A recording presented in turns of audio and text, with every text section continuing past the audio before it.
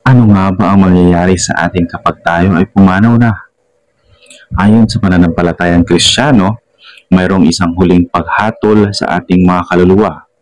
Ang hatol na ito ay magbubunga ng walang hanggang kaligtasan sa langit o walang hanggang kaparusahan sa impyerno. Para sa mga Katoliko, ang pagkamit ng kaligtasan ay hindi automatikong nangangahulugan ng agarang pagpasok sa langit. Mayroong isang proseso, isang paglilinis na tinatawag nating purgatorio. Ang pag-unawa sa purgatorio ay mahalaga upang maunawaan ang kabuuan ng plano ng Diyos sa ating kaligtasan.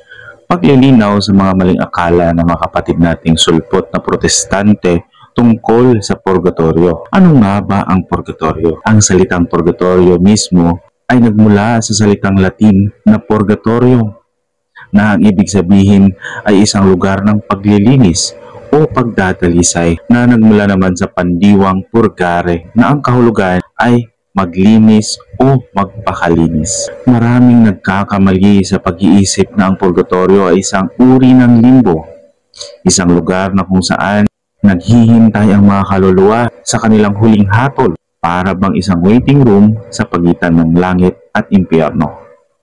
Hindi po ito totoo.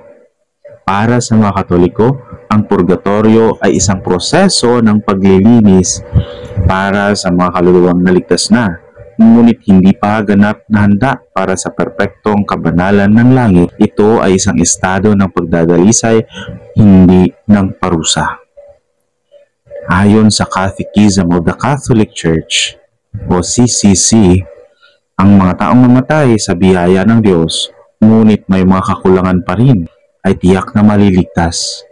Ngunit pagkatapos ng kamatayan, dadaan sila sa paglilinis upang maging karapat-dapat sa kagalakan ng langit. Ang purgatorio ay naiiba sa parusa sa impyerno. Ang mga nasa purgatorio ay hindi pinaparusahan, sila ay nililinis. Sila ay kabilang sa mga hinirang, ngunit kailangan pang maging handa para sa perpektong presensya ng Diyos. Bakit kailangan pa ng paglilinis kung naligtas na? Ang papel ng awa at katarungan. Kung ang sakripisyo ni Kristo sa krus ay sapat na upang tubusin ang lahat ng ating kasalanan.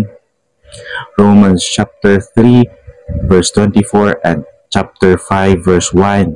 Bakit kailangan pa ng purgatorio? Totoo, ang sakripisyo ni Kristo sa krus ay nag-aalis ng ating mga mortal na kasalanan. Ngunit hindi ito otomatikong naalis ang lahat ng ating mga pagkukulang, ang mga maliliit na kasalanan.